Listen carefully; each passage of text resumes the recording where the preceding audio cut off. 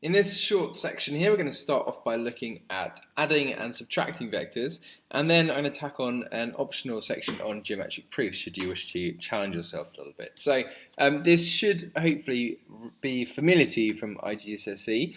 So if we're asked to find u plus v, this can be interpreted as first of all moving along vector u and then moving along vector v. So the way we would do this graphically is we would put them next to each other. So if we moved along here, vector u, which is just horizontally 5 and no movement in the vertical direction, so this would be vector u, and then move along vector v, which is across 3 and up 4, which would take us here.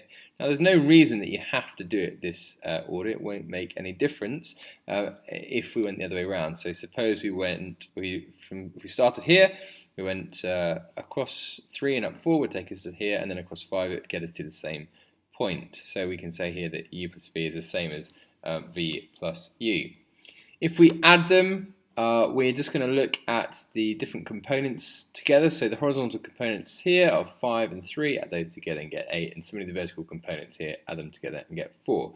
So that is the resultant vector when we're adding. Just look at the individual horizontal and vertical components separately. When we are looking at subtraction, the way to think of subtraction is that we are just going to add a negative vector. So we've got the same rationale here. If we were looking at u minus v, we would start here, go along u, and then subtract v. So previously we were going across 3 and up 4. To the right 3 and up 4. Now we're going left 3 and down 4. So we can think of that as subtracting 3 over 4. So we're going to add the negative of this vector. So the negative would be outside, and then obviously that would make it negative 3 and negative 4. So they're both the horizontal and vertical component are the opposite signs. So here we can see we're going to add the negative vector. So 5 minus 3 is 2, and 0 minus 4 is going to give us negative 4. The 0 vector, just worth mentioning here, so the 0 vector is always in bold type to indicate that it's a vector, and that is just, as the name suggests, 0 in 2 dimensions here or 0 in 3 dimensions here. So bearing this in mind, here are 3 questions for you to have a look at briefly. So try and pause the video and have a go, and then follow through the solutions. So for the first one, a plus b, if we've got this vector in 3 dimensions here, we're just going to take the individual components in I, so 2 plus 4, individual components in j, which is going to be negative 3 plus negative 2, and individual components in k.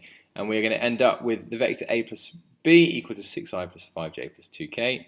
So in part B then, b minus a, if we look at the components in I first of all, that's going to be 4 minus 2. The components in j, that's going to be minus 2 minus 3, and in k, it's going to be minus 1 minus 3. And if we simply simplify that, that's going to be 2i plus j minus 4k. Finally, 2b minus 3a, again, just substituting in here. So 2b is going to be 2 multiplied by the I component 4 minus 3 times the I component here, which is 2. And similarly here, it's going to be for the j components, it's going to be 2 times minus 2 minus 3 times minus 3. And then for the k component up here, it's going to be 2 times minus 1 minus 3 times 3, and if we simplify that, we end up with 2i plus 5j minus 11k. So here we've got a question on geometric proofs, which is a useful way to practice your understanding here.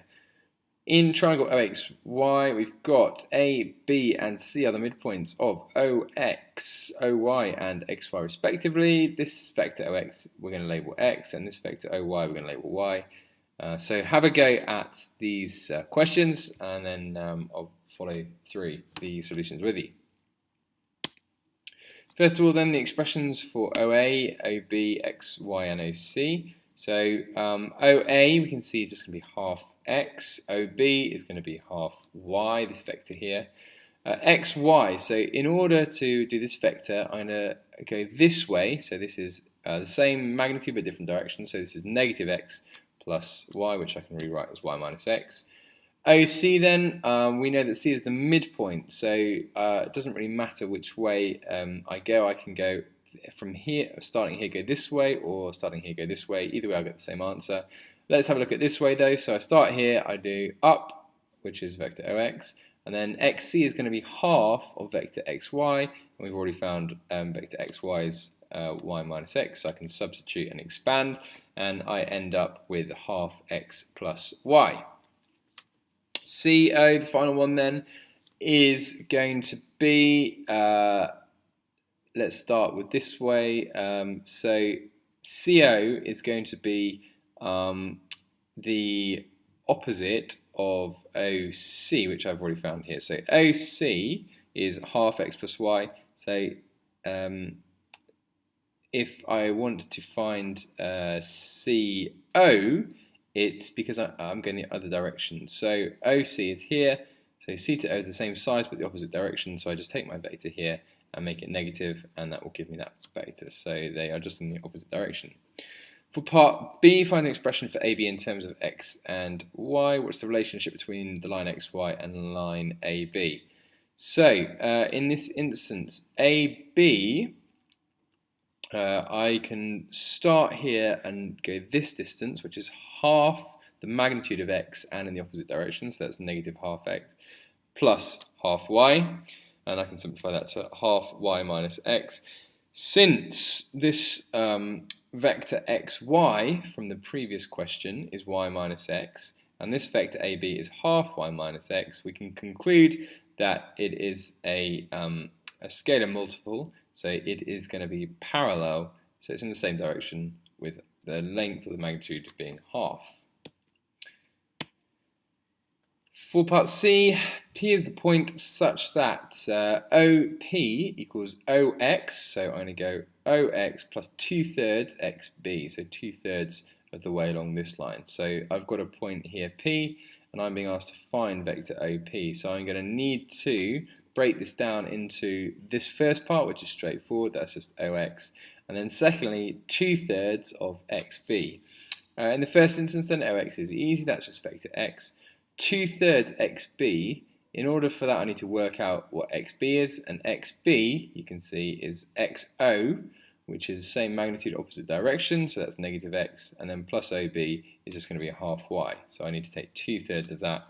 If I expand and simplify that, I end up with a third X plus Y. We can see that comparing OP to OC, which we looked at earlier on, the ratio is 2/3, so what can we conclude about the position of P? That P lies 2/3 of the way along the line OC, because they are parallel and it's a scalar multiple, and in this instance they have the point O in common, therefore the point P must lie 2/3 of the way along the line OC.